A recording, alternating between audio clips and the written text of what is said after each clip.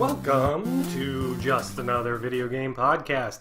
This is episode 11 for the week of November 7th to November 11th. I am Jeremy. Hi, I'm Bryan. And 7th to the 11th? Yeah. Just weekdays? I guess you could say, what do you start on Sundays? I don't know. I'd say there's 7 days in a week. Yeah, you could say that. The thing is, you don't get a lot of news during the weekend. That's true. They don't really count. Yeah. Typically when you have some news, it happens during the week. You know what? Fuck the weekend. Yeah.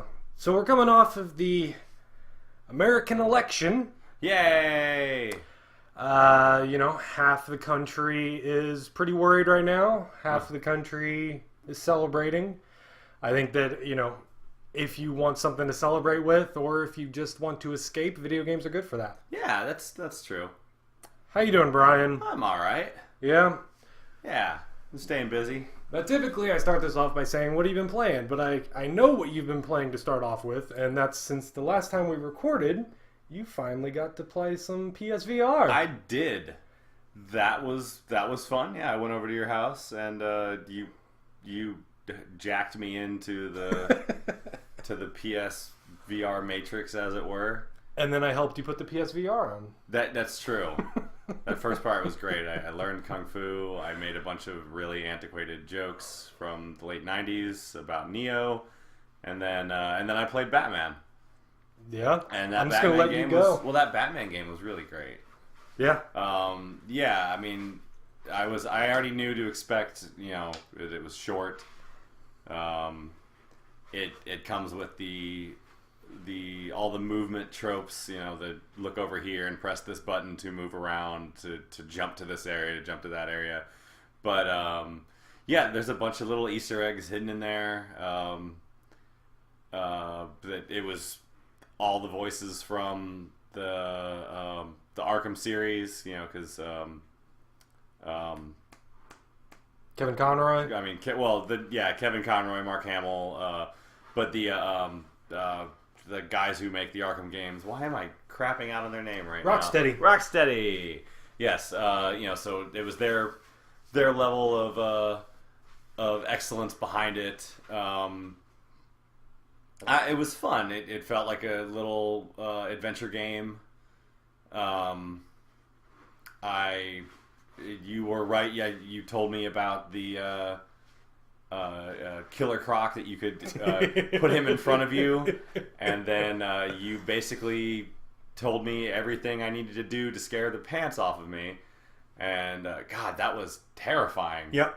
That was absolutely terrifying to the extent that I plugged that one tape in, and he, did a scream, freaked out, roared at me. Yep. Yes, and I was too afraid to try the other ones. Honestly, you picked the worst one. Well, you picked the worst one. You told me which one to pick. Yeah, I did. I forgot. And to the point where I really didn't. I don't care if he had moved any more. I was out. I was done. Of course, the first thing I did was stare at Harley Quinn. Look at some boobies. These are all up on the JABG podcast Twitch channel.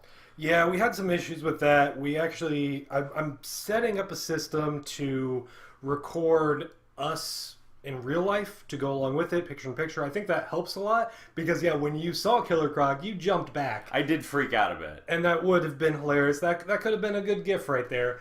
But we had some technical issues. I've already come up with a new way to do it. That's why I haven't had any plays for the last week. I've already been looking into some other stuff to fix this issue.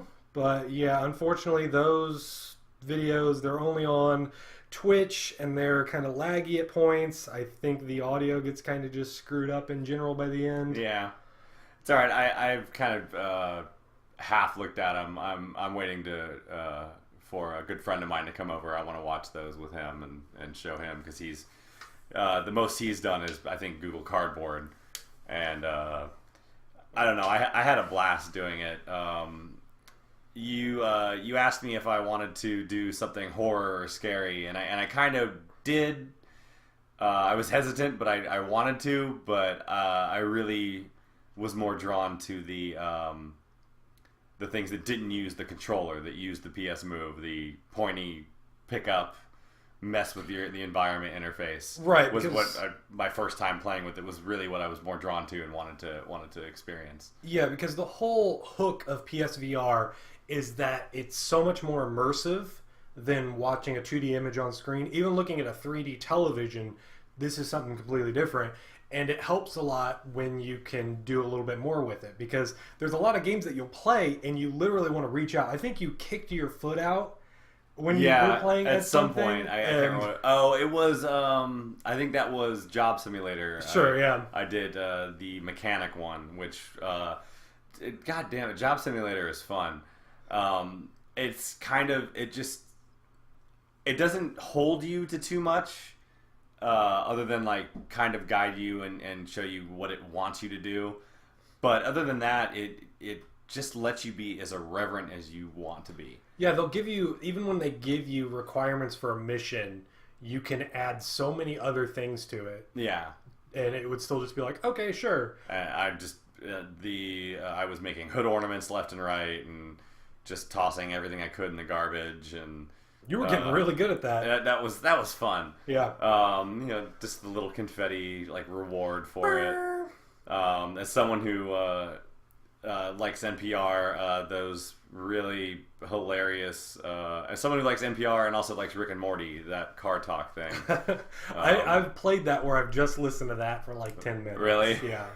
Just staying there, because I know you were just like, I got to get back to work. Yeah. But you really should have just sat there for a little bit longer. I wanted to, but we were in the middle of streaming. I didn't want to just sit there and like, here's car talk.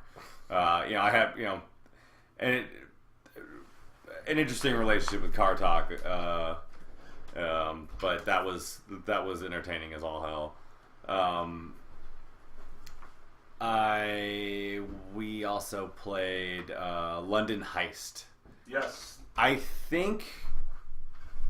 don't know. I want to say I had the most fun with that, but that was really fun, and like just sitting in the seat, like that was a sit down one. Yeah. The other ones, like you could move around, looking over the ledge, and Batman was like hilarious, just how like it makes you feel like you're looking over something. I was doing all sorts of like white person arm dancing as much as I could during that, and trying to fist bump everything I possibly could. And but man, that London Heist was a whole hell of a lot of fun too. It's a poor man's Guy Ritchie story. Yeah,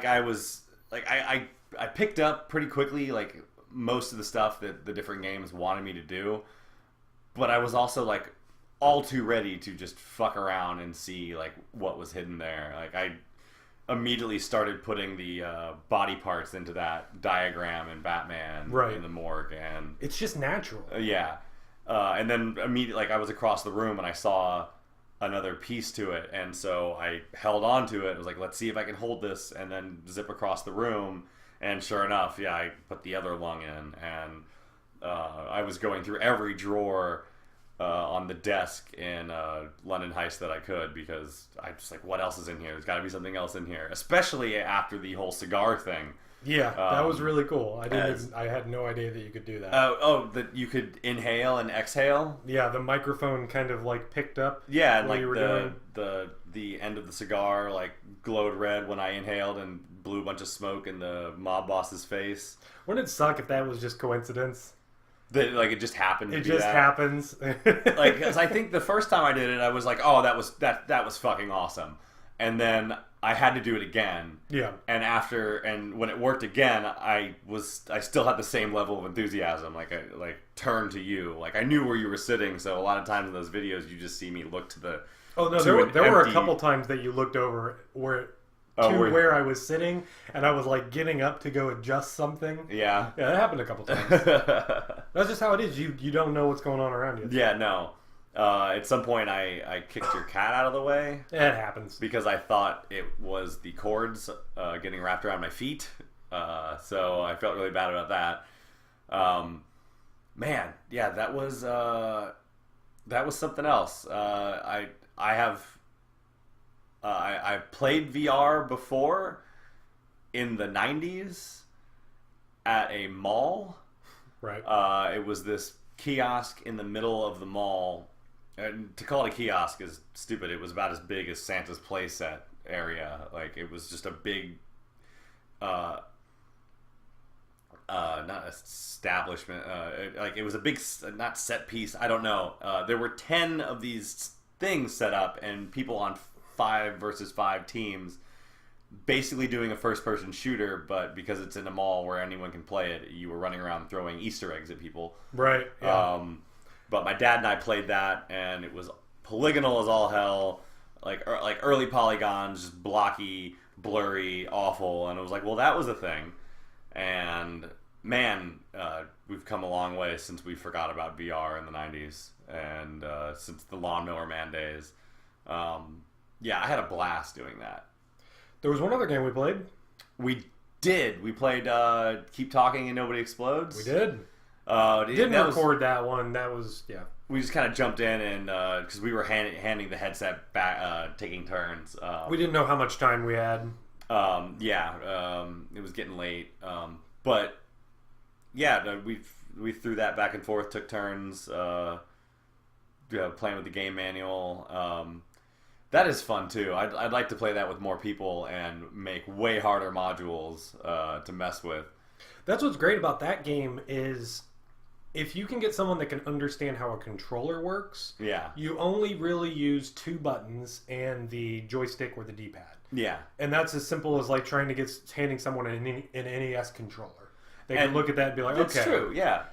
It's super simple and you can just go back and forth. Someone can just be on the manual. I think it's great to trade off on it to get an idea of what both sides are, and it makes things more intense. You can understand what's going on a bit more. And every room, if you look to the right, there is the controls just posted on the wall. So you can look over at any time you need to, in case you're like, I don't want to push the wrong button. I don't want to blow up. Okay, all right, this is the right button. That game is fun. Even with 2 people was fun as hell. Well, that's the thing. I tried doing it with my wife and a couple of our friends, and I have 2 manuals. I made 2 copies of it.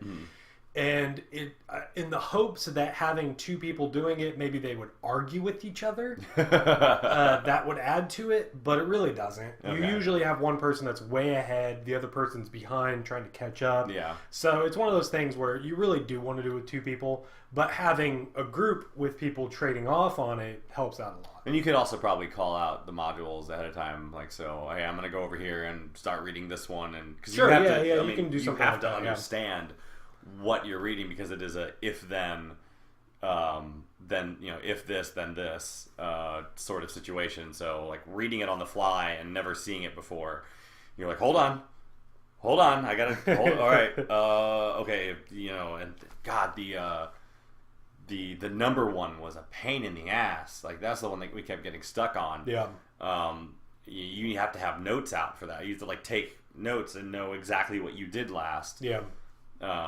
Because I think we were just assuming that the third choice was always the button that you picked, but maybe it was the number that you would pick before or whatever. We kept getting hung up on that one. We got lucky on like the last one that we did. I think I was disarming the bomb. It was no, you were disarming the bomb, and it was just like, it says to pick whatever the second one was. So I don't remember what that was, and you were like, I think it's 3, and you click 3, and it's like, we did it. I was trying to, because after we'd run into that module multiple times, I was like, okay, I need to remember what we did each time. Yeah. And I don't have a pen and paper around. I'm just going to try and remember it like a phone number somehow. And I think it makes it so much better if you don't allow yourself to take notes. Yeah, okay. That if it is one of those things where you do have to like keep remembering what's going on, and like focusing on those Simon kind of things. And then I think there's also a Simon one. There is a Simon one. That one's crazy because it's like, it's literally Simon, but you have to figure out what the color is. It'll say red, it'll go like red, and you would normally in Simon say, okay, red, I'll follow what you just did. Yeah. But really, maybe you're on your second strike. It's like a red cryptograph. means yellow on this one. Yeah, it's like that newspaper like code. Crypto quip? Yeah, crypto quip, like, but with Simon, and it's almost like when your teacher would have that thing where they wrote out or spelled out the colors in a different color, and you had to say like, okay, that's the word red written with yellow ink. I need to say yellow, but you're reading red, and like it's that kind of mind bending sort of puzzle solving. I still haven't gotten much further than I think the fourth bomb. Yeah, and that's just it takes two people to do it. You got to both be in the mood to do it. Yeah, it's intense. That's one that I know I'm going to be going back to a lot. I've already had it where we have friends over and they're immediately just like, I want to do that bomb game. Yeah. More so than any other VR thing. It's fun because like even if you don't have the headset on, and especially if you're someone who owns a headset and you're having people in it, that are trying it for the first time, it's it's still fun to let them wear the headset, do it, and you're still in the game with them participating. Yeah, no, that was a blast. I need to come over and do that again. For sure, man. I'm totally down for that. Yeah. I'm trying to think of anything else I've played this week. This week has been a crazy week. Yeah, it's true. I mean, more Pokemon Go. I'm fully back into it. I actually deleted the app. Really? Yeah, I finally deleted the app because it's just like I ran out of all my Pokeballs, and it's getting too cold to go out on walks where I'm like... And they have cut out pretty much now it is impossible to play from a car. Yeah. You can't hit Pokestops if you're going over the speed limit. But to counterbalance that this week, Pokestops were spitting out shitloads of items. Pokemon were everywhere. Just spawning like crazy.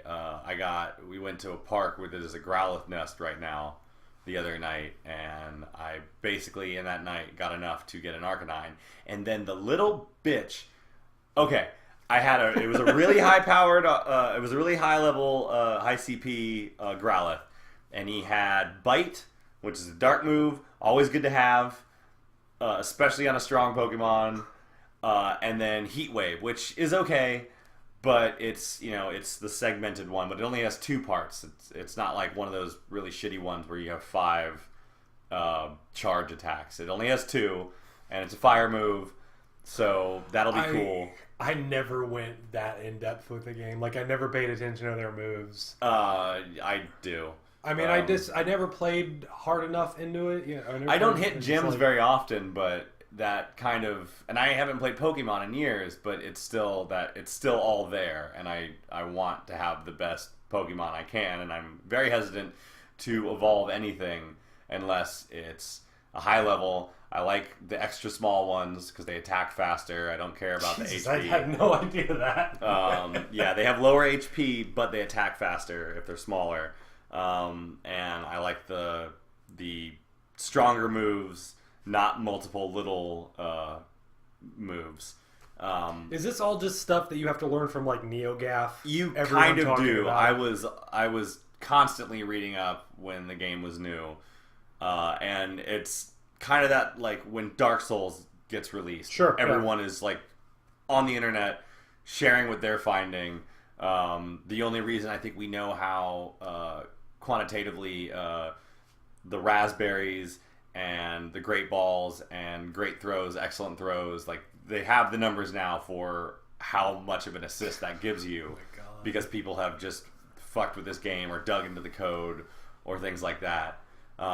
This fucking Growlithe, though, you're right. I got enough in that night after walking around this park for like an hour to evolve him, and I was like, okay, this is the closest I'm going to get to a moveset I like. And I evolved him, and he kept Bite, and decided to get a really shitty ground move, and got rid of the fire move completely. And I renamed him Shit Dog, and I'm never going to use him. And I'm so pissed off because I don't know if I'm going to be going back to that park anytime soon to get a better Growlithe. And I want an Arcanine that fucking rules, because Arcanine is one of the better ones that you see in gyms. For some reason, Arcanine's just awesome. He has a high CP or high threshold for his CP, so I don't know. But yeah, there's just been Pokemon everywhere. I think that ends today. And it's just going to go back to regular old, 3 items in Pokestops and just the normal Pokemon lying around. Rattatas aren't spawning as much. Pidgeys aren't spawning as much. But other than that, it's just back to normal. So we'll see how long I stick with it again this time. Yeah, I mean, for me, I was thinking about it, and with the whole thing running out of Pokeballs, and I'm like, I lost interest in it. Plus, we're a week away from a new full-on Pokemon game. Yeah. I'm really excited for Sun and Moon, so this would be, maybe when I get done with that, by that time they'll add a bunch more stuff to Pokemon Go that I might have a reason to jump back into it. Add more community stuff in the game sort of thing. I think that would help out a lot, rather than it, just sort of relying on you doing your own thing. And like I'd love to see like rankings in it and stuff like that. Really make it your character means something for like all the things you've done, rather than being like, I just represented by I had the luck of catching this really high level thing. Yeah. More so of just like, because, and they did it with the badges, but you still can't. They finally gave some meaning to them. Right, because the badges help improve your chances of catching certain types if you collect enough badges. I don't know, I would need a lot more there. And I think they realized with the Halloween event that these events are really successful. They're bringing more people events, back in. for sure. And they did kind of an event immediately the next week where it's just like, hey, here's just a bunch of shit. The updates, daily updates, if you log in every day of the week or catch something every day of the week, you get increasingly more Stardust every day that you do it. Same thing with hitting a Pokestop every day. Your first one, you get a bunch of shit. So if you just get one every day, you'll still get a bunch of items in your bag. So that I think there's code in the latest update that includes the next 100 Gen 2 Pokemon. Right. They're probably not going to unlock all of that for a while, but it's there and it's coming, and everyone knew it was coming, but it's coming now. I don't care about trading at this point. That's not fun to me. Trading with anyone on the internet. Maybe trading locally with someone. Like, I might be down with that more. I'm old school Pokemon, Link Cable all the way kind of shit. But yeah, I don't know. I think they're trying a bit more than they have been in the last few months, and it's getting me to play again. So, I mean, it has gotten more people to play. You see huge spikes whenever they do stuff like this. People are critical of it constantly, where they're just like, it's not enough, this game's over and all that. But there are people that, for me, I kept the app on my phone for the longest time, even though I wasn't playing it regularly anymore, because, I was hoping for that. I just got to the point where it doesn't take up a lot of space, but it was taking up space. Yeah. So I was like, I'm just going to delete it. Like I said, new full-on Pokemon game. Pokemon game coming out. Really excited for that one. Yeah. I should take you up. I let you take my DS with you and see if you can't figure something out with my A button. You were offering to at least look at it. Yeah. Because I'd love to play that. You said Nintendo isn't going to help you out. So no. That's basically saying that your warranty is voided anyway. Yeah. Nintendo's kind of... They're not the best with that kind of stuff. Yeah. It's not my fault my A button crapped out. Well, I had it with my original 3DS. The R trigger got messed up because playing so much of the... Street Pass Plaza, Street Pass games and all that, you're constantly holding down the R trigger. Yeah. And it got to the point where it's like I had to hold it at certain angles to get it to work. My wife's having the same problem with hers. I've got the new 3DS now, and I'm sure that over time that's going to happen. I don't play the Street Pass stuff as much anymore. Because, no, it's been a long time since I did that. Well, no one else really is. The only time it's worth anything is when we go to conventions. Yeah. And now you can have 100 people... at a time. Yeah, which probably helps out a lot. I bought that immediately, and it was just like, why did I spend my money on that? Because that cost $5. Yeah, like and I was like, It's only $5, but it's like, why did I do that? Yeah, you're not going to run into it very often.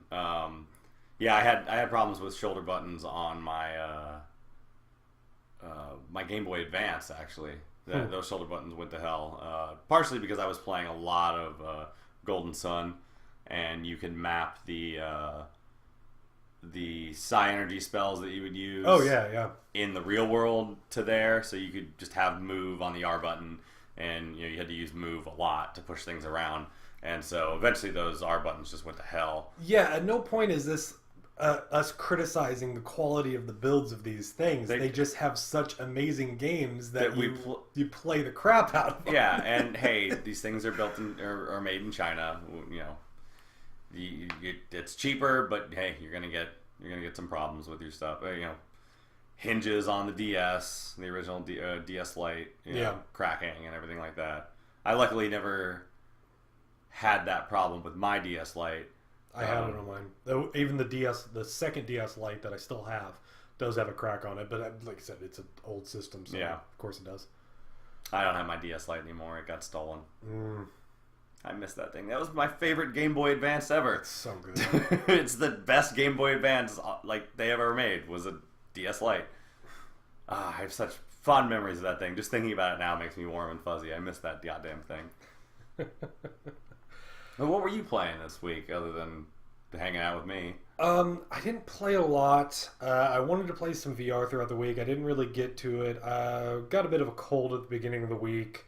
I always get that whenever the weather changes over. Whenever we go, we have those phases of it getting hot and cold back and forth. It messes with me. So I had a bit of a cold there. I didn't feel like doing too much. I did the weekend before that, though. Before the week, I played some of Windlands. Okay, right. The VR game. And I did. You can find the footage of me playing that on our Twitch channel, JVG Podcast. But that was another one that I tried to record the secondary video and all that, and it would have been great because of what that game does. That it's a platformer, first-person platformer, grapple hook based game where your character, when you jump high. Really? And it feels. There was one game. Are you using a controller? You use a controller. Okay. I couldn't really picture using the move controllers well on that because when you move around in games with the move controller, you basically you point an avatar where you want to go, and this is a free moving platformer. They do some very interesting stuff. So, since it's free moving like that, you need a joystick. Yeah. They don't have a joystick on the move controllers. Add something like that with your second gen move controllers, Sony. But they will. We've already seen what the Oculus Touch controllers look like, and they have joysticks on those. So right, everyone eventually will come around. So Windlands plays very similarly to your classic mascot platformer collect 'em all sort of things. Okay. They don't have the coins and all that. Basically, imagine a setup like Mario 64, but you get rid of all the coins and all the power-ups, and it's just stars. You're just trying to make your way to these areas and to collect the crystal that is hidden there. The puzzle piece. The puzzle piece, yeah, something like that. And it's very simplified. They do an interesting thing with the free movement. Because in VR, when you move around freely, I did play a little bit of the VR that's on the Tomb Raider game, and I played with the settings because you can tweak a lot of stuff on there. You can in Windlands too, but this was the first time I did it in the Tomb Raider one, where when you start off, it suggests that you do that thing where you project an avatar and you teleport to wherever you place that avatar. Yeah. But you have the option to do free movement. And when this you is do on the re-release version. This is the 20th anniversary edition on PS4, and it comes with all the DLC, which I'll talk about that. I played some of that too. But I turned all of the safety stuff off because I want to see this. I figure I have my VR legs, as it were. This is why I didn't want to show you Windlands because you hadn't done it yet. You've really got to get used to what VR is, how this generation of VR feels when you're playing around with things. And when I first started messing with it, I was like, okay, I kind of get why people were saying not to do this, because you did get this feeling of how do I explain it? Like your character's moving forward, but since your body doesn't feel you really moving forward, it makes you feel kind of dizzy. Yeah. You kind of like sway back and forth because your body wants to try to replicate you moving forward. And it messes with your balance, messes with your equilibrium. I can understand why you wouldn't want to do that. What Windlands does is they have this option called, I believe they call it the safety cage. And there's 3 options. There's safety cage off, there's full safety cage, and transparent safety cage. I did the transparent one, and it puts this little spherical cage thing around Cone of silence. Sure, something like that. And you can barely, you can see it enough. And at first it's like, what the hell is this thing? But when you're starting to really focus on the world around you, you really start to ignore it. It gives you that sensation that you're inside of something moving around rather than just being you. It's similar to, like when you were playing London Heist, there was the part where you're in a car. Yeah. And because you were already sitting down, because you're in a vehicle, you don't feel the sensation of, oh, I should be feeling these G's on me. I should be feeling this force pushing on me. Yeah. Because when you drive a normal car, other than when you first accelerate, you adjust to it. Yeah. Your body adjusts to it. You don't feel it. You're moving with it. And the cage helps out with that tremendously. That as soon as playing the Tomb Raider one, understanding what it was, then playing Windlands and seeing this cage and being like, I don't feel this really at all. Like I kind of did at first, but it was something that went away quick. Which you do need that because in Windlands you are flying around, you are jumping super high, and I couldn't help but like sort of, get on my tiptoes whenever it jumped real high and kind of squat a little bit whenever I landed because it just felt natural. You're playing the Wii Fit basically. Yeah, and it's just one of those. Are you standing up things. and playing it? Yeah, I did standing up. I can try it sitting down. I do want to try it sitting down. It's just the way. Whenever I can stand up, I like to stand up in Yeah. VR. I did it with a lot of games like that. Playing Wii games, I always like to stand up. Mm-hmm. Even playing something like Guitar Hero, I always like to stand up. Sitting down and playing Guitar Hero is no, man. That's for scrubs. No. That's if you want to mess up and not have a good score, you sit down. Windlands is really cool though. Easily the most intense game that I've played on there. Like by the end of the 45 minutes that I was playing it, I was sweating because of just how intense that it felt. It felt like a roller coaster ride. Like you got that a bit when you played Batman and you're looking over a ledge and you feel the sense of being up really high and you look down. In this one, you get that feeling and then the game is like jump. It's telling you to jump off that ledge. I'd like to give that a spin. It's really cool. Kind of simplistic colors. It kind of reminds me of the Witness art style. Not as I don't know, not nearly as detailed as the Witness, but I got a feeling from that in the world. The soundtrack, I can't really remember much from the soundtrack, so not to say that it was bad. It didn't stand out like that. It just didn't stand out. Yeah. Really cool game though, and I'm excited to go back into more of it. Hopefully I can get my whole camera set up so that I can do some better let's plays of that. Mm-hmm. Great game. Yeah, next time you come around, I think that you'd be ready to try that. That sounds cool because I didn't have too much problems with just motion sickness or anything like that. Like I have a relatively strong constitution anyway.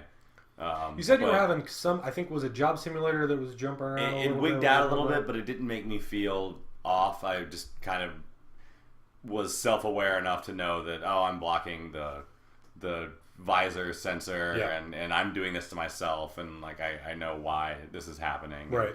It didn't really mess with me that much. So yeah, when you spend more time playing PSVR, you learn the limits of the system. You start to figure out, okay, this isn't working because I'm doing this wrong. I need to be holding it this way and I need to crouch this way, sort of thing.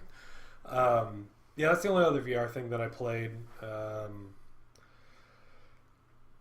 What else did I play? Oh yeah, I played some more of Rise of the Tomb Raider.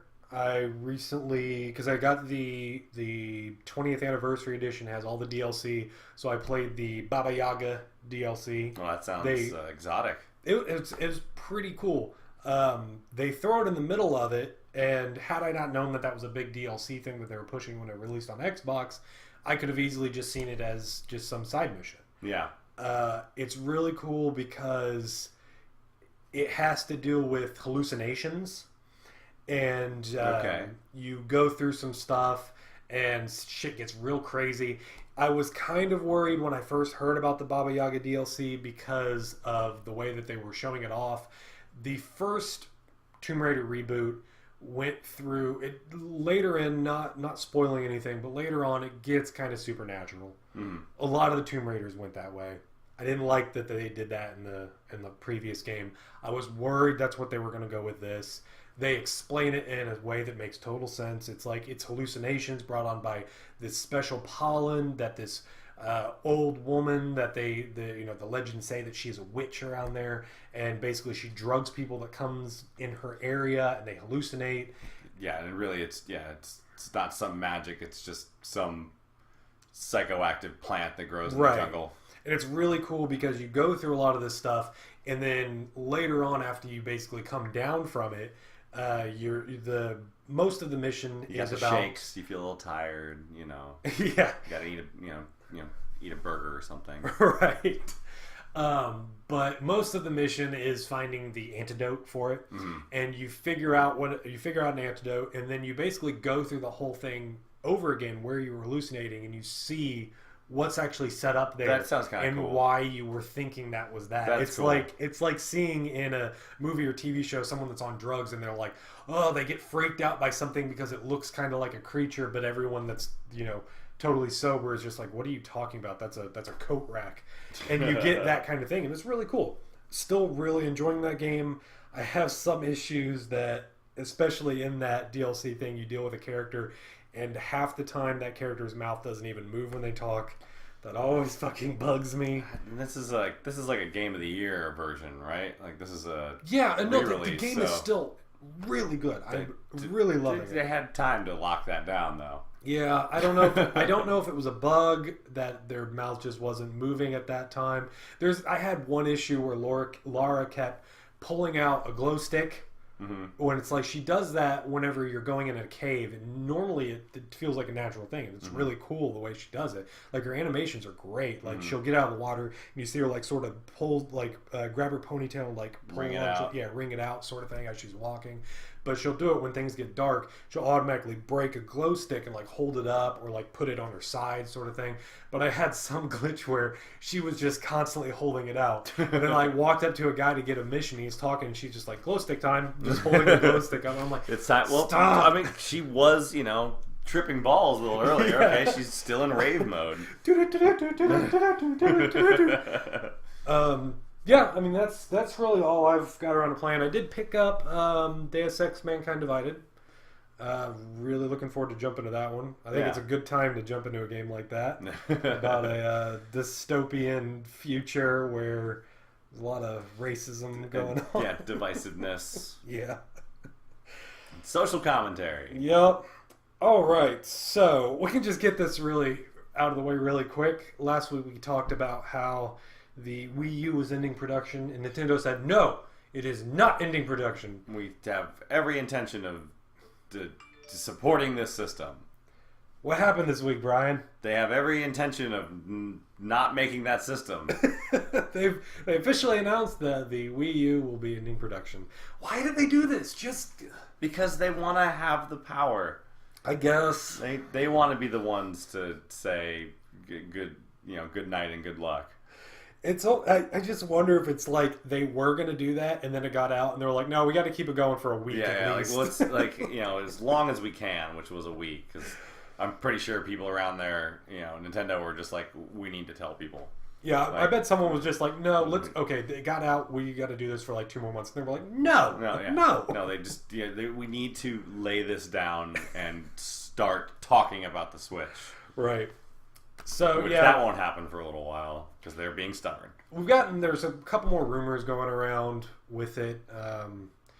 Thanks to Laura Dale and Emily Rogers, although it's like one of the real rumors that are going on, people have been wondering where is the Cloud and the Bayonetta amiibo. Those things should be out by now. Okay. and a lot of people, the rumors going around that they are holding those off for when they announce Super Smash Bros. For the Switch, and then they'll have a few more. Because amiibos aren't going anywhere, folks. Yeah, so I mean that is reasonable. They have yet to officially announce that Super Smash Bros. Is coming to Switch. Honestly, it makes we all know so it much is. sense. They really need to announce whether or not Duder is behind it this time. Didn't he say he wasn't? What's his name? I can't remember his name. The guy who makes Smash Brothers or has directed all the Smash Brothers. I think they kind of wrestled him out of into doing this most recent one on Wii U and 3DS. I mean, are you talking about like the guy that made Kirby and all that too? Did he make Kirby? I'm not just the guy that has directed all of the Smash Brothers. Yeah, he kind of said he was done after Brawl, and they got him to come back. And agreed to do it again. No, he's like one of the hardest working game makers out there. Yeah, the stories you hear about him staying up late nights. I gotta look this up because it's bothering me. But yeah, that's what I'm interested in. I still like Smash Brothers, but I haven't played one with fervor and intensity and dedication since Melee. I unlocked pretty much everything in Brawl, and then that was kind of around the point where I stopped playing Brawl. It's Sakurai. Sakurai, yes. Well, yeah, I'm pretty sure he's not going to be involved with this. Okay. I think that they let him go because normally what happens is that he does. The pattern has been lately. He does a Smash Brothers game. He does his own game. He does a Smash Brothers game. He does his own game. He'll do it based on an old IP or come up with something new. He did between different Smash Brothers. He did Meteos on the DS. Oh yeah, which right. I remember when I played Meteos. I fucking love Meteos.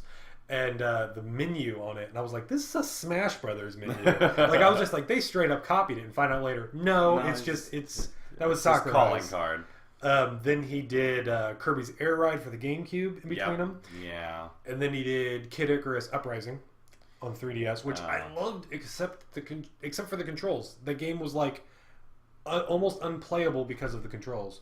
But it was an amazing game underneath that fact. Okay, I should play that one. No, you shouldn't. You should just hope that they re-release it on a different system with better controls because you literally have to. It's one of those games where it would benefit you from a aim second with stick. the touch screen, and you have to hold with your left hand the slide pad and the trigger. But then here's how bad it is. They shipped the game with a stand. You had to put the best way to play is to put the system on a stand. They should have shipped it with that little nubbin from the. I love that thing. That little DS original nubbin that came with it. I got one a third party accessory when the DS came out that it was almost like a weird boob that you could put over your thumb. It was just this little standalone strap thing that had like a pointy end that you could do that. I used that so much on so many games, playing a lot of the DS games like Metroid Prime Hunters. Yeah. The GoldenEye game on there, that fucking sucked, but it was a first-person shooter on DS. I hadn't played that. At the time, I was really into it. It was on every system, so yeah, that makes sense. Man, that GoldenEye, they shoehorned that name into that game. Another rumor that's going around, but if you look at the source, it's not even a real rumor. It was either Emily Rogers or Laura Dale put out this idea that they think that Super Mario Switch is far enough along that it will be a launch title. Okay. People are... I follow both of them on Twitter. Yeah, I follow them both on Twitter, and I remember seeing that. I'm pretty sure it was from Emily Rogers. Well, how long has it been since 3D World came out? It's been like 3 years. Yeah, so that would be great. Yeah, it's plenty of time, but it was funny just seeing her say that, and she's just ranting. She was like, I'm pretty sure that it's been, normally she's like, my sources say this, all that, and she was just like, I'm pretty sure this is far enough along that we could probably see it as a launch title. Because people are talking about, is Breath of the Wild going to be a launch title, or are they going to delay that? Yeah. It seems like it's either going to be Mario Switch or Zelda, that you don't want to release those at the same time. Yeah, because they're going to, I was thinking that they're getting really top heavy. They're just loading it all up front if that's the case. Yeah, you got to space that out. Throw. As much as I don't want them to space it out because I want to play both of those games. Well, what you do is you space out the There better big be some titles. crazy shit behind that then. Yeah, you space out the big titles. You let some indies release stuff in between there, some smaller titles and stuff like that, or the ports, things like that. But yeah, there's that rumor going around, but it's not a rumor. It's just one of them just sort of ranting. I just felt like I only brought it up because people are talking about it. Yeah. Yeah, I hadn't heard that. I mean, I hadn't heard her say that, so. Yeah, I mean, it's one of those things that it's just like all the people I follow that it's like she said that, and then like the next day I start seeing people say rumor, blah blah blah. Yeah, and rumors based on her ranting. Yeah. PS4 Pro, I believe today. The PS4 Pro came out today. The day we're recording it, alongside the NES Classic. But yeah, PS4 Pro is out now. Yeah, 2 new systems today. Yeah, I got 2 new. Big day. It's interesting. I'm still looking into the Pro. I'm still iffy on it. The thing that I like so far is that you're going to get options in a lot of games. That I've got a 4K TV, and I could play these games in like what do they call it? Like enhanced mode, where all the visuals are amped up. Insane resolution. Yeah. But you'd still be getting 30 frames a second. Yeah. Not even necessarily consistent. Then you have options to where you could lower the resolution a bit, but then increase the frame rates. Yes. Some of them are locking them, getting them up to that 60 FPS. That's the sweet spot. Which is that's what I wanted all. Butter. That's what I wanted all along was to use these power upgrades for PS4 Pro and the Oculus Scorpio. I was more excited about using all that new processing power to get things to a solid 60 frames per second. So if they're really focusing on that gives me some hope. I might actually think about buying one of these now. Yeah. Unfortunately, reports have been coming out that even with the Pro, there are problems. That one of the big games that were shown off during the PS4 Pro reveal, Deus Ex, that when you played on the enhanced mode, you still get a lot of stutters. Okay, the enhanced mode would be the high-end texture ones. Okay. You're still getting stutters on there that are I think some people are saying are worse than the basic one. Is that an Unreal Engine game? I think so. Yeah, maybe that's what it is. Remember, how long it would take for those textures to load in? I remember playing what was the last one? This is the new one's Mankind Divided. Human Revolution. Sure. That was Human Revolution was the one before this, but that was sort of the new reboot of Deus Ex that I played on 360, and you had a hub world that you'd go back, you'd get your upgrades outside of missions. That there'd be times where I upgraded my character so much that he was so fast that I would run into areas that just were not loaded at all. And I would just have to stand there and be like, okay, gotta wait for this. Hey, there's that guy. Can I come up to him? Not yet. Now I can. Okay. Hopefully I don't have... You're faster than the game itself. Yeah, pretty much. But yeah, apparently they have issues like that. Skyrim on PS4 Pro apparently runs worse. Really? Than the regular one, than playing it on the regular PS4. And... It's apparently it's not by a lot, but this is like what is the Eurogamers thing that they do, where they test out frame rates and stuff like that. Yeah, they have a special name for that. Their channel or whatever they want to call it. I don't remember. It'll come to me later. I mean, that's kind of disappointing that we're going to have to go through the same early life cycle where developers have to figure out how to best utilize all the power in these new machines, which is usually the first year of any system. Now we're going to have 2 years split up. Because we don't know how this new way of doing things, this new system cycle is going to work. If from now on they're going to have upgraded systems every 3 years. I'm really interested to see the Scorpio because there's talks of it being, what do they call it? Basically that I wouldn't be surprised if the Scorpio comes out and you have abilities, you have the option to take parts out of it that like you would with a computer, but rather than it being you're buying a card, it's going to be something like you have the power block inside of it or something like that you could upgrade, similar to an expansion pack on the N64. But I mean, most console consumers don't want to mess with that stuff. They don't, but I think that they're going to sell it as being those that want to be cutting edge, and they're going to be like, you can have this system here. And I mean, that would seem great for Microsoft, where it's like, we have this system, and then we can just keep selling you parts. Right. That's the only benefit to it, is that just you can take out parts, put new parts in.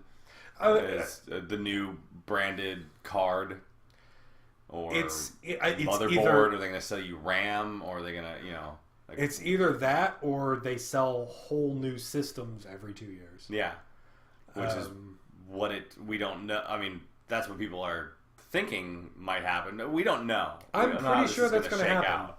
I think that they want to adopt the phone model. Yeah. I think they want to do what iPhone does. They want to put out something every year. But they're not going to give you like something every year. They're not going to give you like $500 off your phone if you sign up through the, like you can get huge discounts on an iPhone if you sign up certain ways, that your service provider. No, you're still going to be. I wanted to buy that kind of deal, we're going to have to sell back the system to get a huge chunk off of it every time. Not huge. I mean, if you go to GameStop right now, and if I wanted to trade in my PS4 for the PS4 Pro, I think I'd get $120 off. That's not enough. Oh, it's not. I mean, you're still paying $208 plus tax. I don't want to do that every 2 years. And not only that, I want to actually. I mean, at what point are they going to start cutting the games off from the? Does every year do we have a new list of games that aren't going to work for the last or for the new upgrade?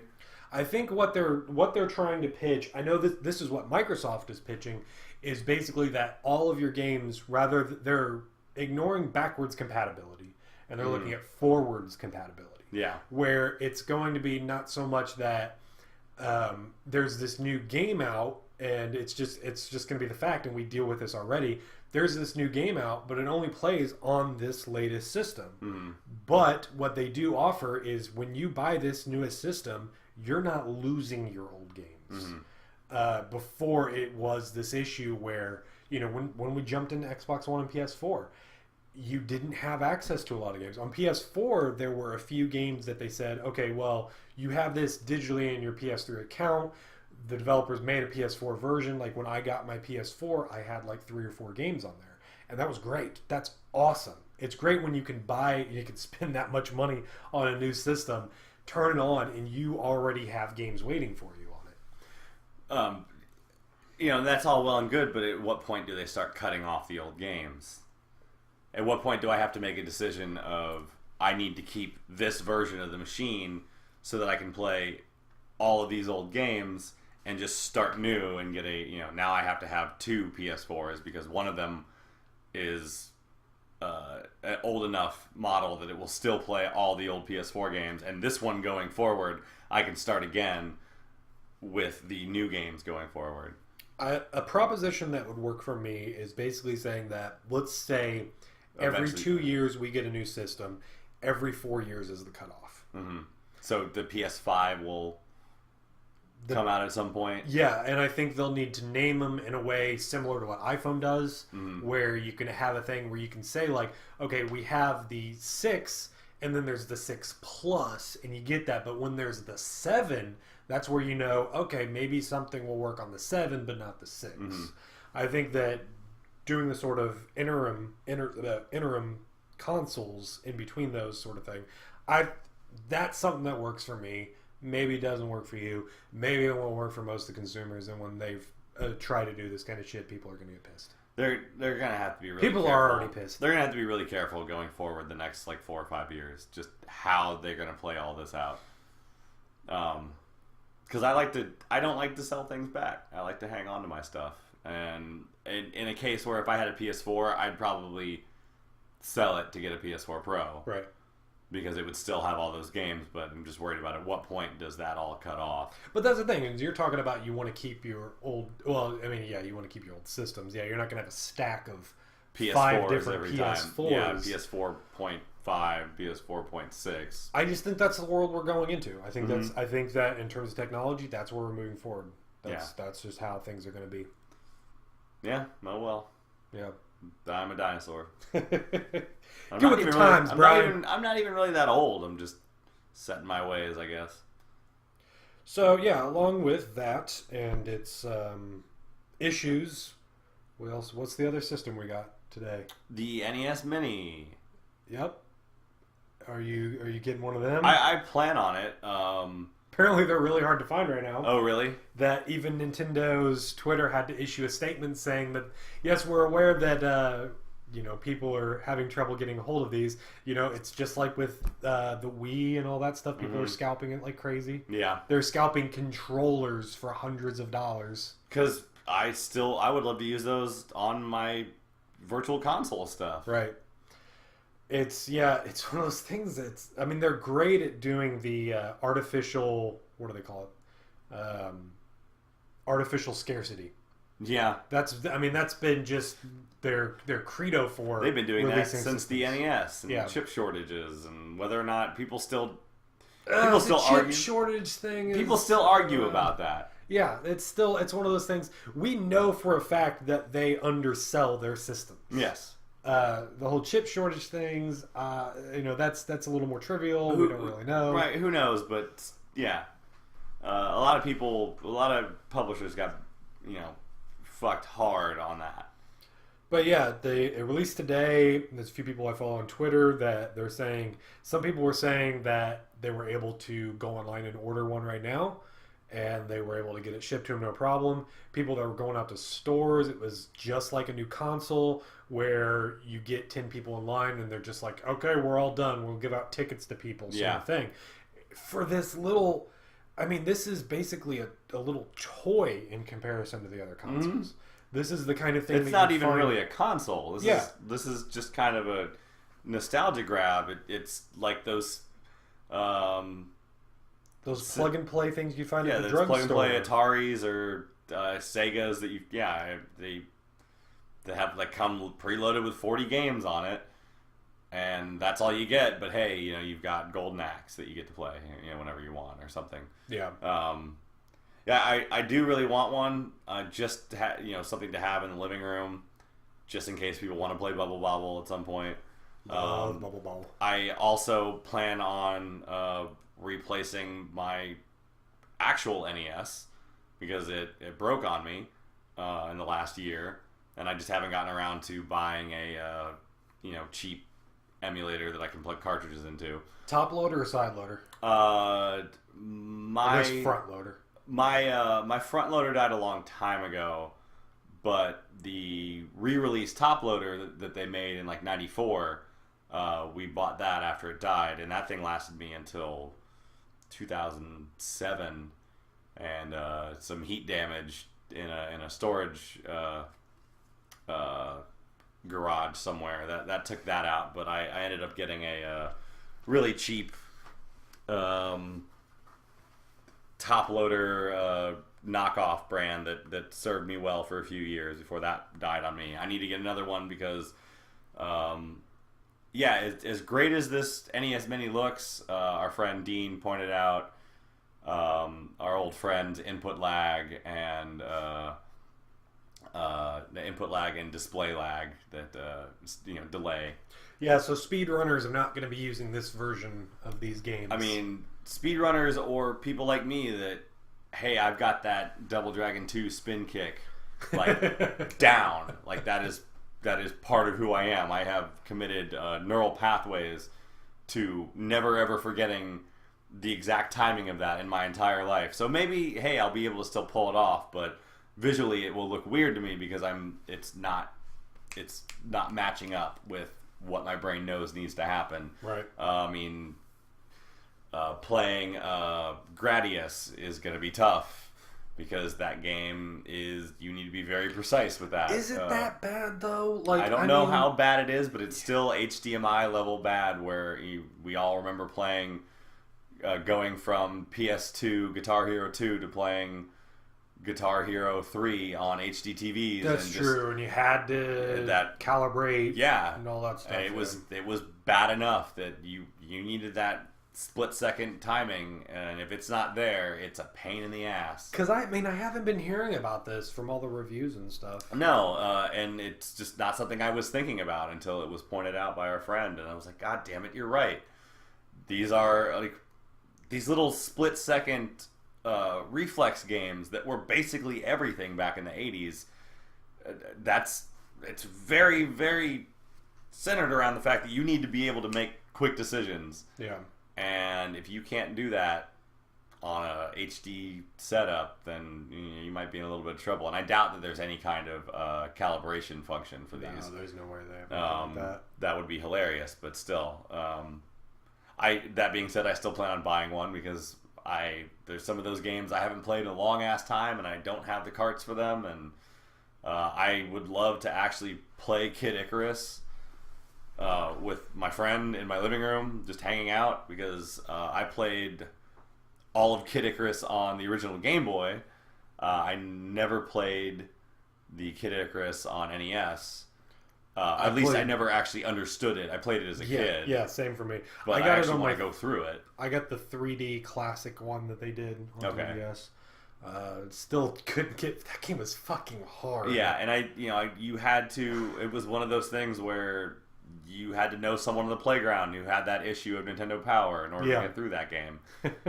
The same thing with Simon's Quest. I plan on playing through with my friend Scott, who the farthest I ever got into Simon's Quest was with him, because he still kind of remembers the dumb, stupid fucking things that are in Castlevania 2. And like, hey, I think if we duck here, like, I don't know how I remember this, but if we duck here, this works, and it totally did. Because I've got one of those possibly false memories. You know what I'm talking about, where you have a memory of something that never happened. I don't know if I ever got to Dracula in Simon's Quest, or if I watched so much of the guide video on VHS of how to get to Dracula as a kid that if I just watched that a bunch, or if I actually played it. And then 10 years later, you're like, I fucking beat that game. Yeah. Yeah, no, I know what you mean. I don't think I want the NES Classic. I want the Famicom Classic. I think that thing is fucking cute as hell, even though I know it's got the tiny controllers. I've always loved the idea of the Japanese import things. Mm-hmm. The fact that I'm going to be able to buy this and hook that up to my TV. I won't be able to play, I think they have 2 Final Fantasies on that one, maybe? On the Japanese the one? Maybe. I don't know. Probably. I'm not going to be able to play any of those games, the real text-heavy ones. But. I mean, but you don't really want to play 2 anyway. Okay. I never played 2. 2 is weird. 2, like, it's Final Fantasy weird. Final Fantasy 2, yeah, and not American 2, which is actually 4. In America, we only got 1 Final Fantasy on the NES. Right. 2 is strange. It's a neat idea. The fact that you level up the things that you use.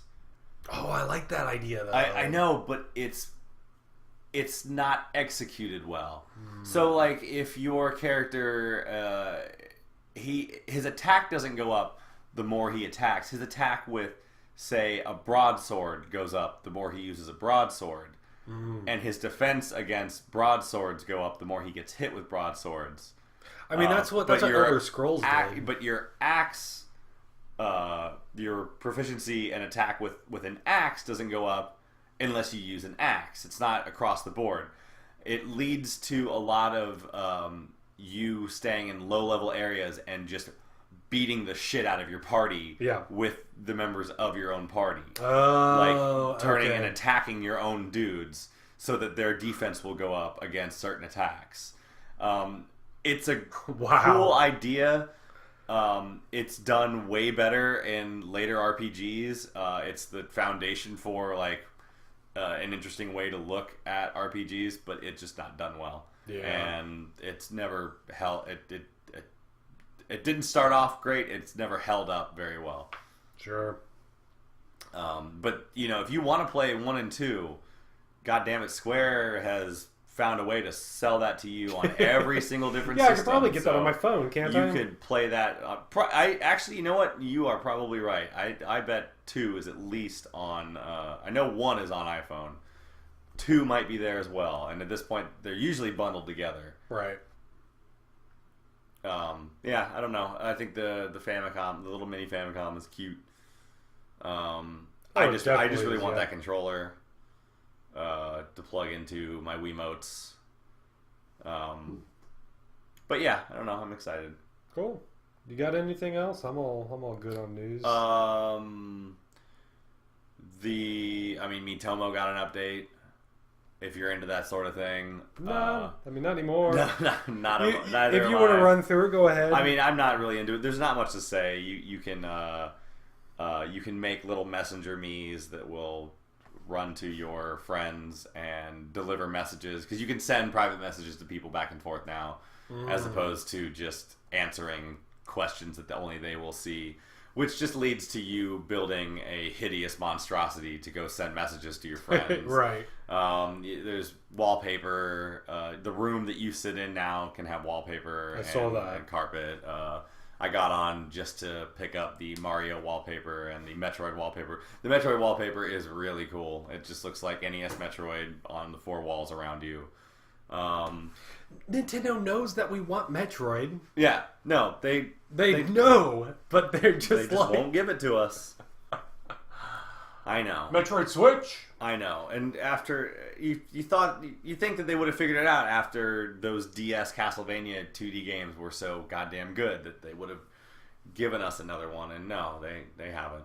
And these are actually branded. The copy for it brands them as Metroid Zero Mission wallpapers, and I'm just like, reading this article that says that, I'm just like, it's just such a weird thing to see. It's been 13 years since Zero Mission. Since 12 years since Zero Mission.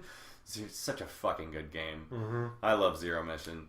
Yeah, and then there's the daily. If you log in every day this week, you get a little prize.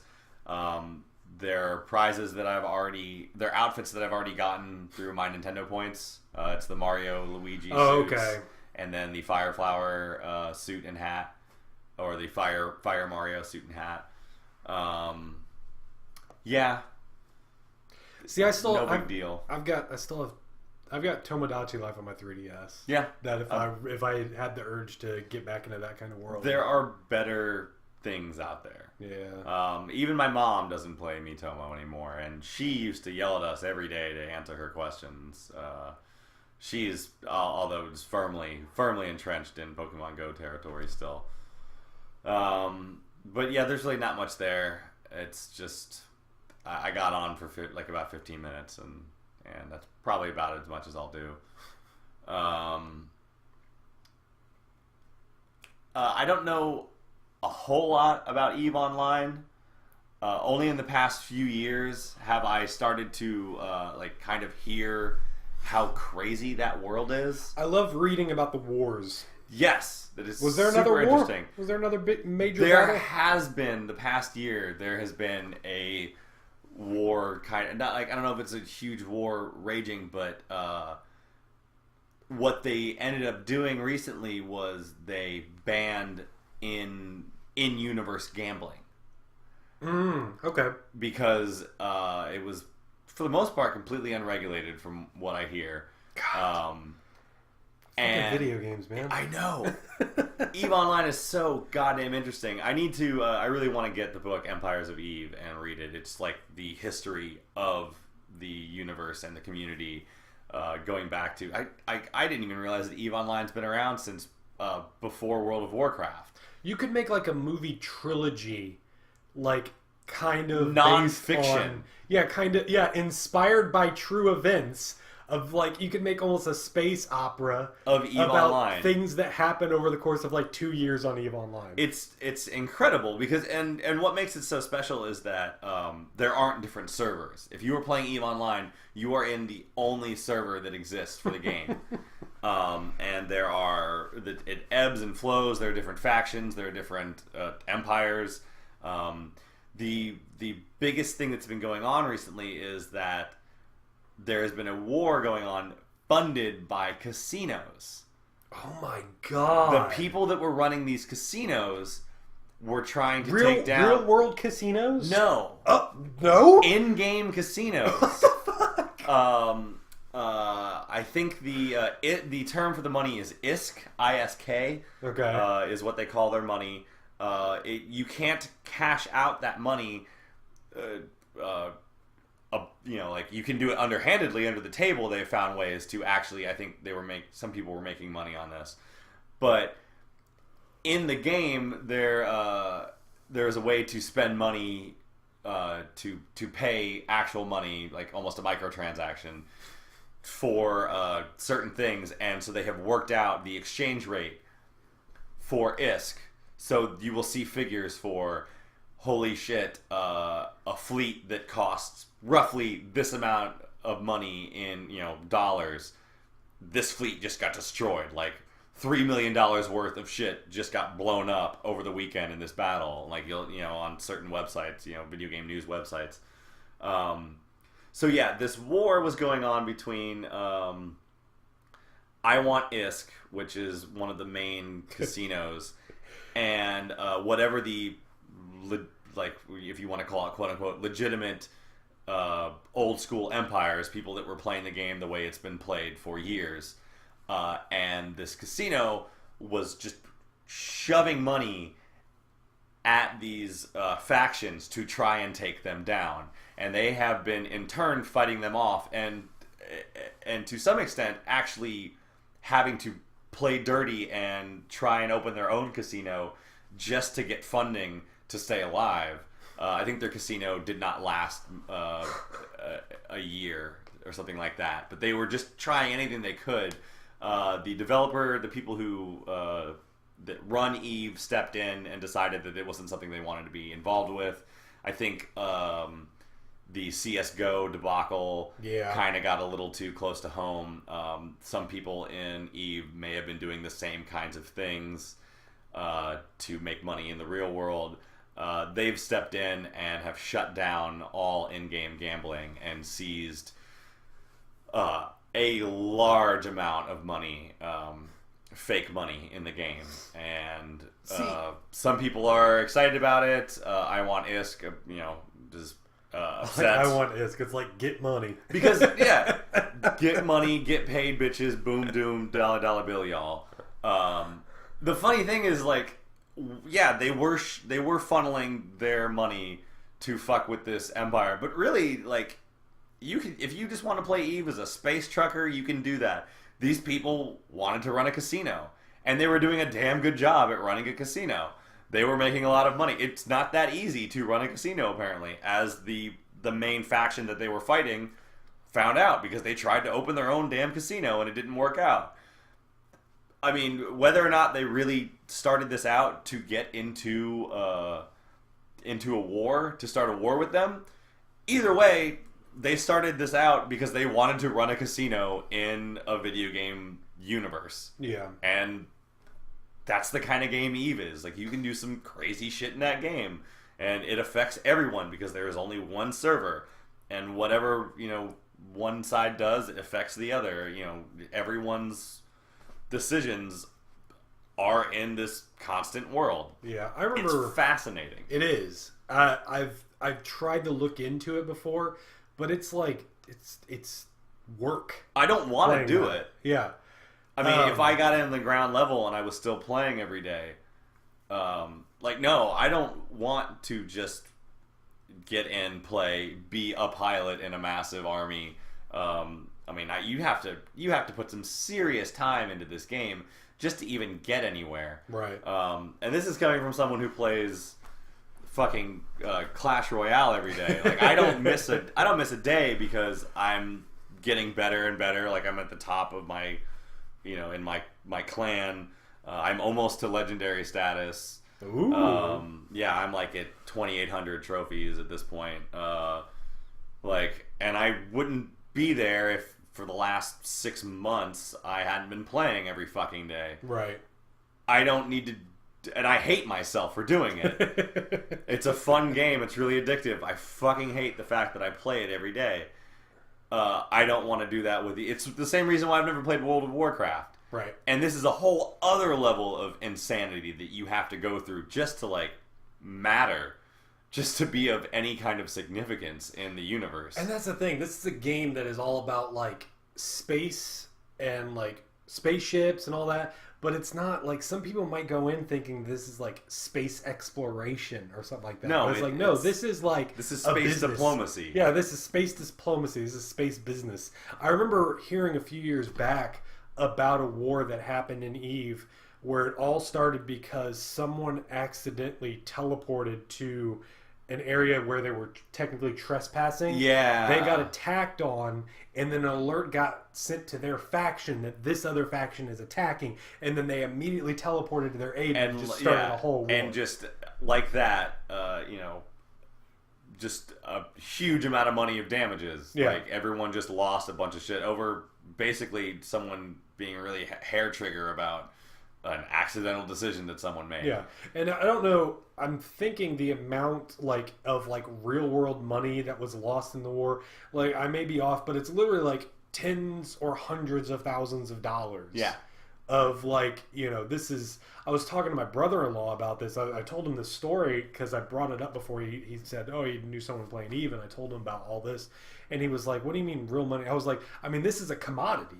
Like in this game, this is a commodity that has a real world value, and I explained to him how it's same to people can sell their Pokemon Go accounts, sort of thing. It's technically, it's like no, this is just some dumb app and all that, but someone will want to buy this. Yeah, I guess the equivalent. I just looked it up. That they seized basically $620,000. Over $500,000. And this is the fake exchange rate, but amount of ISK was seized from these casinos. $620,000. It's a crazy play. I really want to read that book because I'm fucking fascinated by it. I want to see that movie. I just want to. Yeah, you're right. That someone needs to get on that. I don't know who, but someone needs to do it because it's just. I don't want to play it.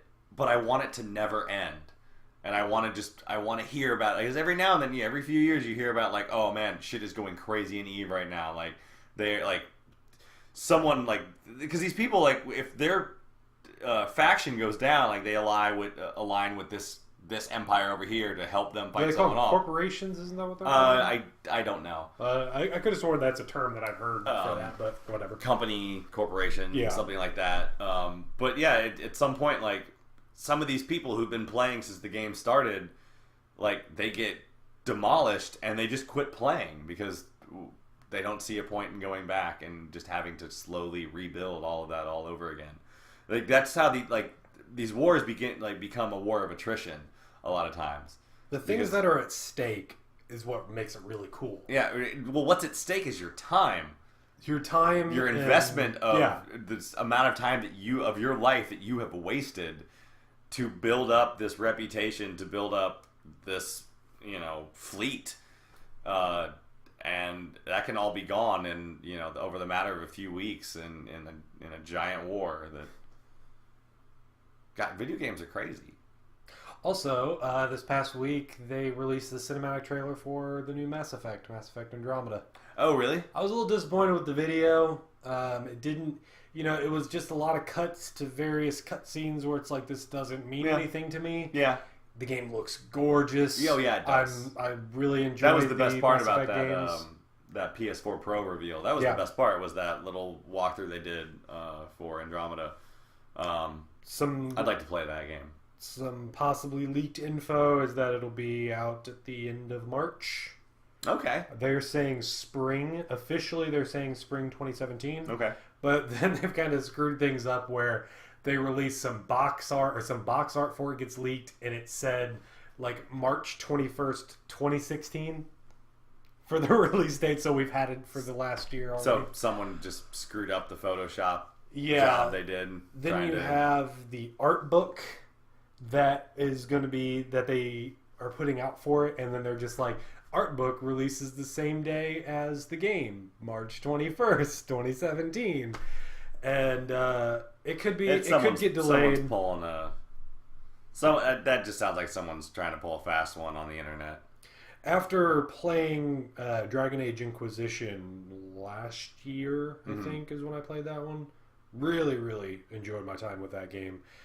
Only Dragon Age game that I really got into. The other ones just didn't really pull me in. This one, I really liked the characters on there. And I got my wife into it. She really enjoyed playing it. She liked as soon as I told her, like, she loves games with character creators. The game you can play it on easy mode, pretty fair game to play through. The conversations you have with people, she was like, I really like this character, and I was like, you know, you can bang one of them. Yeah, and she was like, what? Like, I was like, yeah, fuck a dwarf if you want to. And she just got hooked. Just beards everywhere. And it just kept talking about. She was just like, "Who did you fuck?" And I was just like, talking about all this stuff and everything. And then I asked her, she was like, "Oh yeah, I finally banged him today." And I was like, nice. What they show? Fist bump, baby. Yeah, because I was like, I got to see her tits, and she was like, "Really? I got a little bit of his butt." And that was it. It was just like, oh, that's unfair. Oh, was it hairy? Yeah. Oh, I bet it was hairy. God damn it. But yeah, really looking forward to that. I think that one of the developers on there said that you can have a love triangle, and you can have characters that can be upset by this, and some people like might lead be someone okay on. with it. That's awesome. Because it was always like you got hooked into a relationship. I'm going to just destroy someone's life. You had to say, I'm gonna go with this person here. And you had to always just focus every romance option on that one person. I would love if they could mix things up and make it just feel more natural and just better. Yeah, so that I can be a fucking cheating asshole. That was the one thing about Persona 4 was like you never felt like there was any consequence for like leading. Have you played Persona? No, I haven't. Oh God! I thought we were going to get a rant about Persona. I watched Giant Bomb's endurance run. I watched the entire thing, but yeah, that was the one thing that like there was never any consequence for because Chie is the best. We all know that. I felt so bad because I went with what was her name, the darker haired girl. It starts with the Y. Yeah, I can't remember. I went with her at first. She was my my waifu. Yeah. At first, but then it's like after I basically went far on her relationship path, and I was like, no, Chie's the one. Chie is so much better. Chie is the natural choice. I mean, Rize is hot. Don't get me wrong. The pop idol. Rize. But yeah. no. Oh yeah, she comes in. I remember seeing like the character art and being like, "That's the one I'm going after." I'm gonna at least tap that. But then it's always weird when I start up a Persona game and I'm like, yeah, she looks pretty cute. And then it's like, oh, she's 14. Yeah. Oh, okay. Thanks, Japan. But yeah, I never felt like there was any consequence for basically.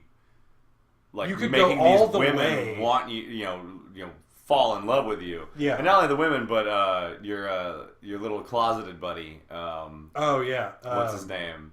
Oh, he's great. He's hilarious. Man, that bathhouse dungeon is.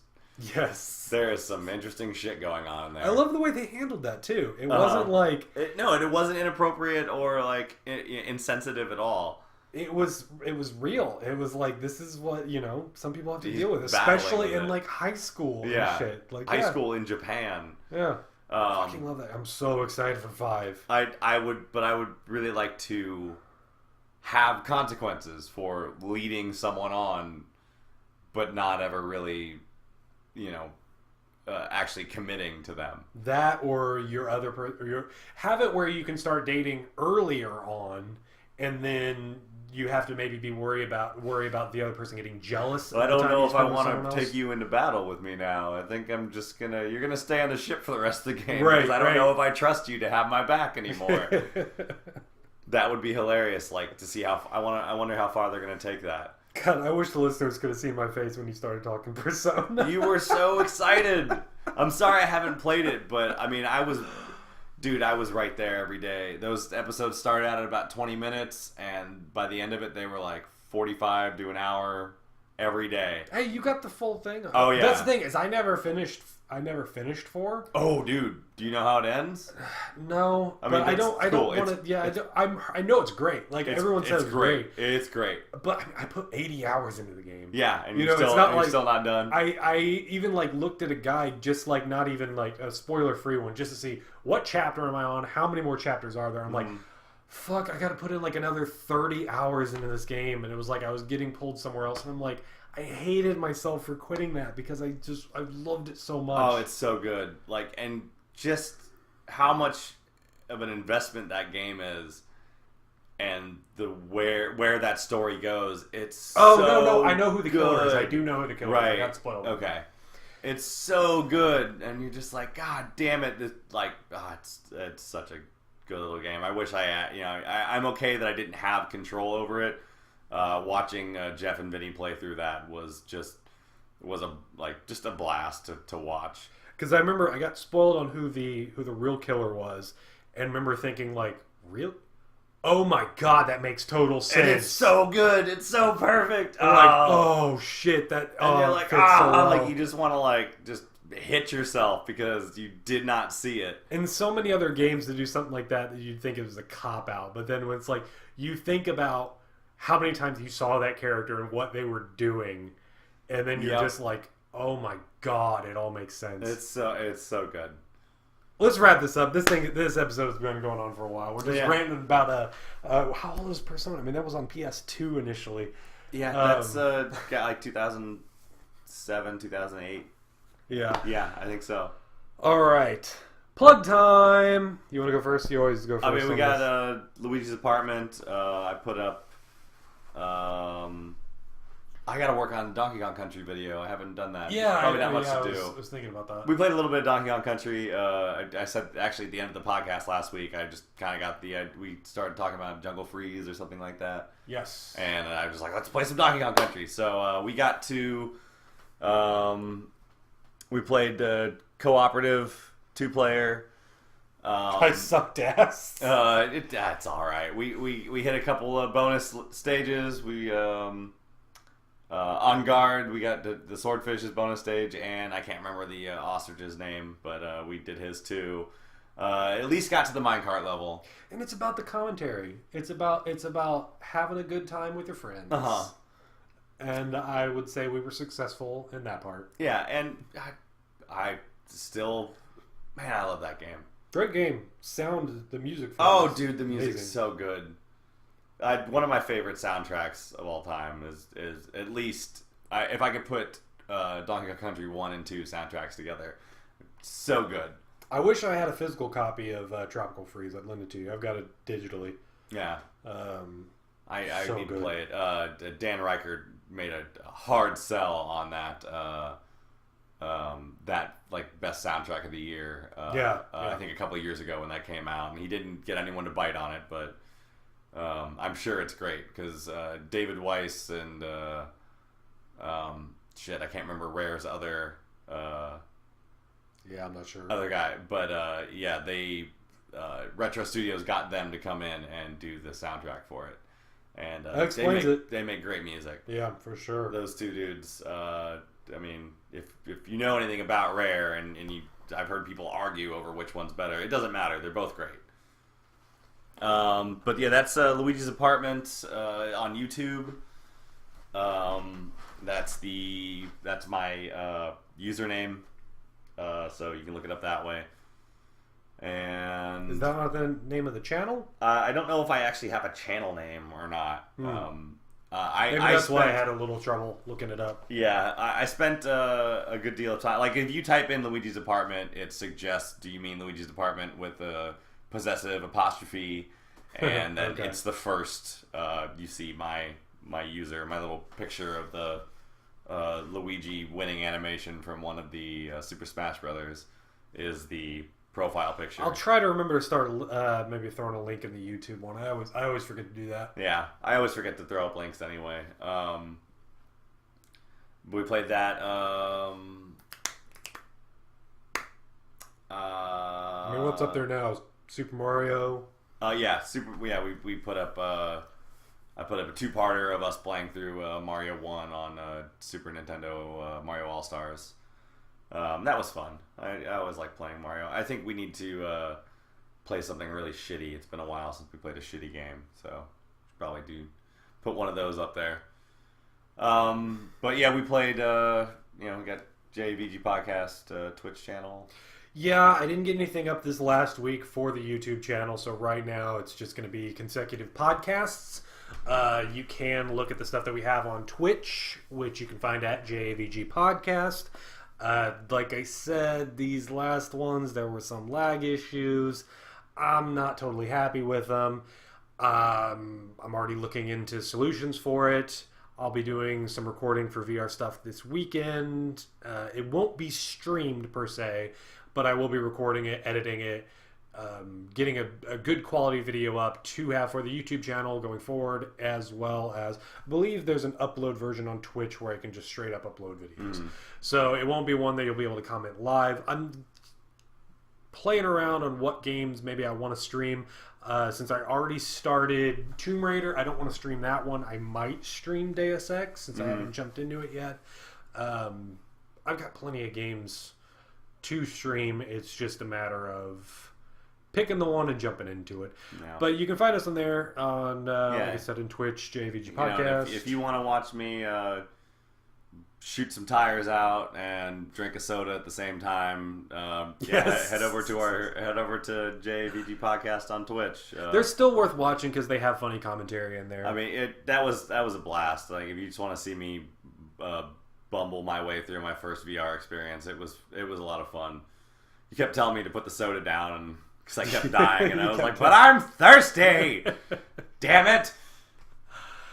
You can find us on Twitter, also JVG Podcast. You can send us any comments and questions. If we get some, we might answer them on the show. I think we definitely would. If you're listening to this on iTunes, please give us a 5-star review if you enjoy this. It really helps out a lot. More reviews means more exposure, meaning more people can listen. And hopefully that snowballs, sort of thing. Yay! I like snow. If you are watching this on YouTube, give us that like, give us that subscribe, all that good stuff. You can be a little more forceful. Like and subscribe. It helps out. That's the best way to help us do this. Yeah. There's another way. You can go on patreon.com/JVG Podcast. That's where we beg for actual money. Mm-hmm. If you don't want to do that, like I said, there's free options out there. It's okay. It's the American way. We're whores. We will be doing an episode next week, but then we will be skipping out one for Thanksgiving. Just a heads up. And that's it. It's okay. We'll be back. We will be back. This show isn't going anywhere. We got a good run going right now. I think so. 11 episodes. Yeah, buddy. Woo! Well, 12 if you count the Switch one. Yeah. That's just a little special gift for you. Thanks for listening. We'll see y'all next time. Bye, guys.